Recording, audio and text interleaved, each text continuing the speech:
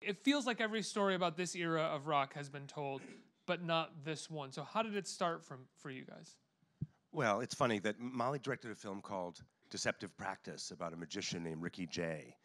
I was a producer on it, and in doing that, we became friendly with Winston Simone, Ricky's manager, who's been in the entertainment business for years, and he knew of these guys and revered them. And he and his wife would always say, "This should be a film." So one night we were talking, they were saying, "Let's make another movie. It was so much fun. How about this one?" And so they were the ones that kind of were our entree into this world of characters that everyone in the music business knows. Everyone knows Arnie Granite. Everyone knows Ron Delsner.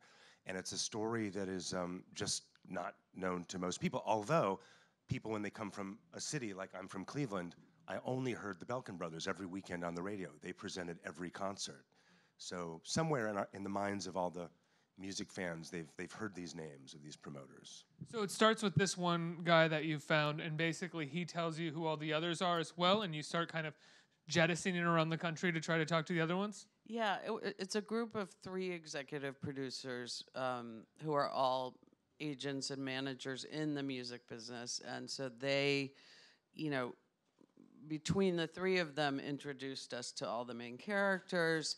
And we, of course, researched as well. We started learning about Bill Graham, who is a central figure in the story, who's died relatively young, sadly. But there's a lot of material about him, so we researched that. And Frank Barcelona, who's another big figure who started Premier Talent, which was the first agency to represent solely rock and roll acts. And he had all the great British invasion acts when they first came to the US.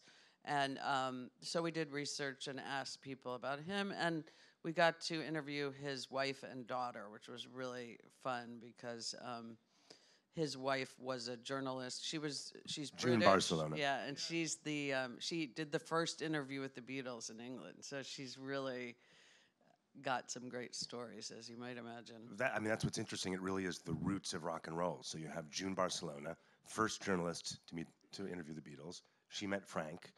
Frank booked the Beatles on Ed Sullivan, and that's how the British invasion started cooking in the U.S. And somebody like Ron Delsner, his first job as a concert promoter was the Beatles in Forest Hills, Queens. So it's really like they've been there since the beginning, and a lot of them are still around